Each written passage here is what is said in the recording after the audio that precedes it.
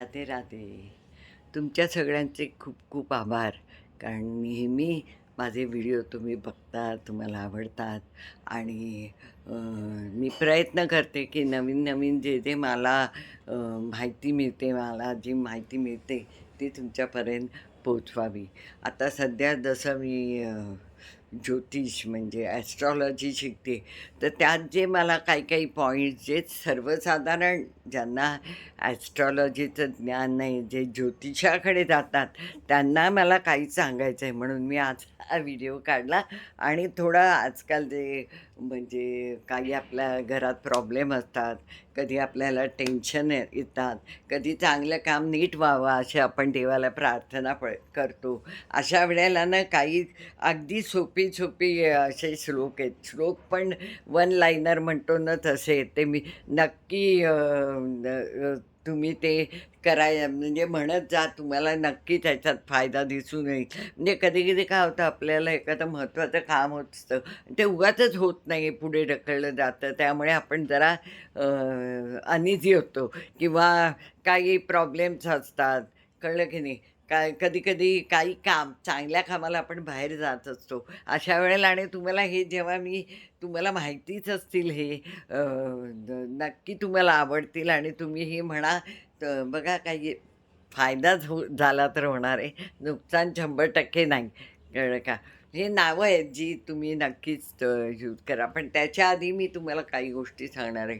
आता म्हणजे मी जे शिकते, आता सध्या मी नक्षत्र शिकते. त्याच्याबद्दलच मी तुम्हाला सांगणार आहे. बरेचसे ज्योतिषी फक्त तुमची कुंडली बघतात आणि सांगतात हे असं आहे, तसं आहे, तसं आहे. पण तुम्हाला माहिती आहे का? ज्यांना माहिती आहे ते म्हणतीलच, "हो, आम्हाला माहिती आहे." पण ज्यांना नाही माहिती त्यांना सांगते, की एक घर असतं किंवा एक राशी असते ना, त्याच्यात जवळ-जवळ 9 पदं असतात. म्हणजे 2.25 नक्षत्रांचं हे असतं आणि प्रत्येक नक्षत्र जे असतं ते 4 पदांचं असतं आणि त्या प्रत्येक 4 पदामध्ये 4 ग्रह म्हणजे प्लॅनेट्स असतात आणि त्या सगळ्यांचे स्वभाव मिळून त्या व्यक्तीचा स्वभाव होतो. म्हणजे नुसतंच आता समजा सिंह रास आहे किंवा मेष रास आहे पहिली, तर मेष रास आहे म्हणून नुसती मेष रास त्याचं ते असे असतात, तसे असतात सांगतात प्रत्येकजण. मी पण सांगितलं आहे किती वेळा.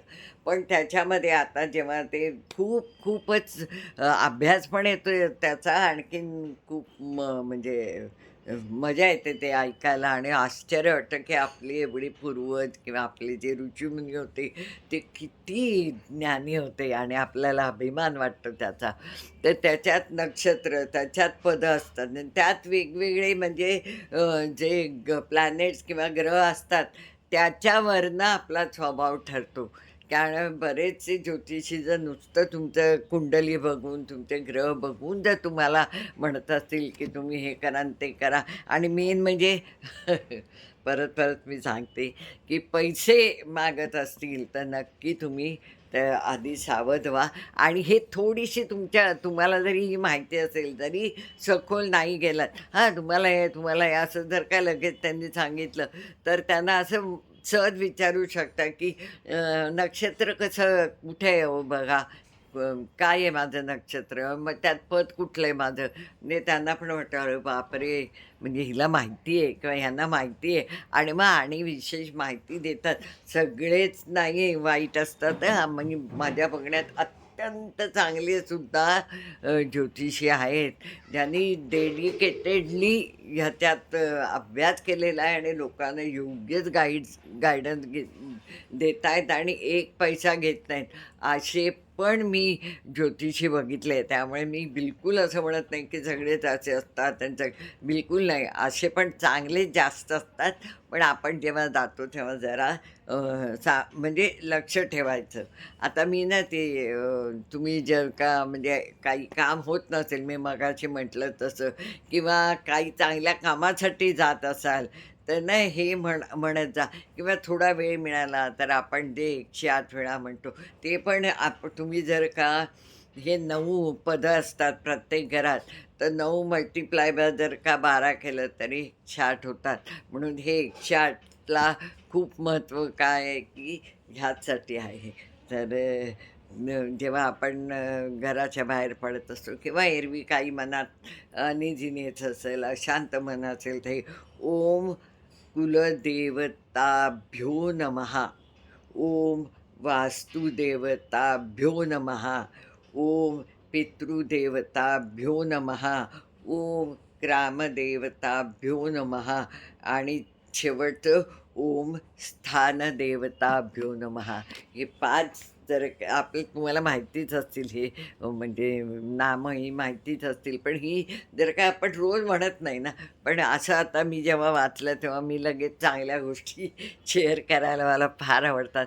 म्हणून मी ठरवलं की तुमच्याशी मी हे शेअर करीन, की कुठेही बाहेर चांगल्या कामाला जाल किंवा जेव्हा हे सगळं तुम्ही समस्या असतील तेव्हा हे नक्की म्हणा. त्याचा फायदाच होतो, झाला तर तोटा नक्कीच होत नाही. सध्या मी नक्षत्र पण बघते आणि साईड बाय साईड हे पण बघते, वास्तुशास्त्र. कारण ते अक्कलचाच भाग आहे. तुम्ही न्युमरॉलॉजी म्हणा किंवा हे सगळं त्याचाच भाग आहे आणि त्यातनं म्हणजे ते आपण समृद्ध होत जातो त्या अभ्यासात. त्याच्याशिवाय काय नाही. जेवढं आपण वाचू, अथांग समुद्रात जेवढं पोहू, तेवढं आपल्याला तो काय म्हणता एक्सप्लोर करता येतो आणि आपल्याला जास्त ज्ञान मिळतं. आणि त्याचप्रमाणे मी काही गोष्टी ज्या अशा मला आठवतात, त्या मी नक्कीच तुमच्याशी शेअर करते. आणि एक खूप छान उपाय जो मी हल्ली करायला सुरुवात केला, कारण माझं नक्षत्र जे आहे ते साऊथ ईस्ट डायरेक्शनला त्याचा स्वामी आहे. त्यामुळे मी हल्ली जे काही ओम करते किंवा जे काय मी करते, म्हणजे मी ब्रह्मांडाचं शक्ती हातात घेऊन असं करून खूप फायदा झालेला आहे. मी मागे एका व्हिडिओत तुम्हाला सांगितलेलं आहे.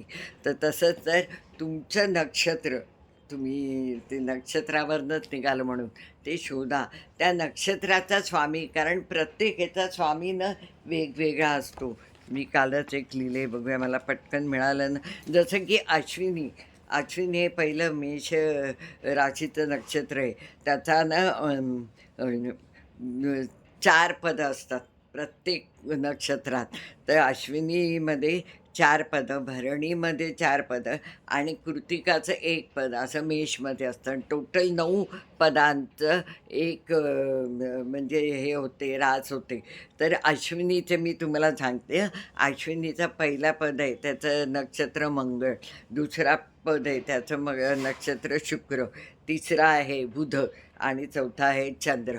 म्हणजे नुसतं त्या राशीत त्या नक्षत्रात जन्मलं की झालं आपलं भविष्य असं नाही. त्या नक्षत्रामध्ये सुद्धा कुठल्या पदात तुम्ही जन्मला आहात ते पण फार महत्त्वाचं आहे. तर त्या ह्याने जर का तुम्ही ते बघितलं, तसं माझं साऊथ ईस्ट आल्यामुळे म्हणजे पूर्व आणखीन दक्षिणच्या मधलं तिथे बसून मी, म्हणजे त्या डायरेक्शनला अगदी एक्झॅक्ट नाही, थोडं मागे पुढे बसून जर का आपण जप केला किंवा ओंकार केला किंवा जे काही देवाचं करतो ते केलं ना, तर आपल्याला आपलं सगळी कामं खूप छान होतात आणि आपल्याला म्हणजे पॉझिटिव्ह एनर्जी मिळते. ते माझ्या वाचनात आलं. मी हल्ली करते ते, म्हणून मी विचार केला तुम्हाला पण शेअर करते. तुमचं नक्षत्र कुठलं आहे आणि त्या नक्षत्रातलं पद कुठलं आहे आणि त्या पदाची इष्टदेवता कुठली आहे, हे जर का तुमच्या कुंडलीत असतंच ते, तर त्याप्रमाणे जर त्या डायरेक्शनला बसून तुम्ही जे काही देवाचं करता ते करा. असं त्याने खूप फायदा होतो असं म्हणतात. त्यामुळे मी पण चालू केलं आहे, कारण मी पण शिकते आहे. त्यामुळे मला या सगळ्या गोष्टी आपल्या पूर्वजांनी लिहिलेल्या आहेत, त्या मला फार आवडतात आणि पटतात आणि माझा विश्वास आहे त्याच्यावर. अगदी सखोल अशा त्यात जाऊ जाऊ म्हणजे मी जात नाही. पण हे जे छोट्या छोट्या ज्या सहज करता येणं आपल्याला कोणालाही शक्य आहे, तर का नाही करायच्या? ह्यात तुम्ही पण करा. राधे राधे.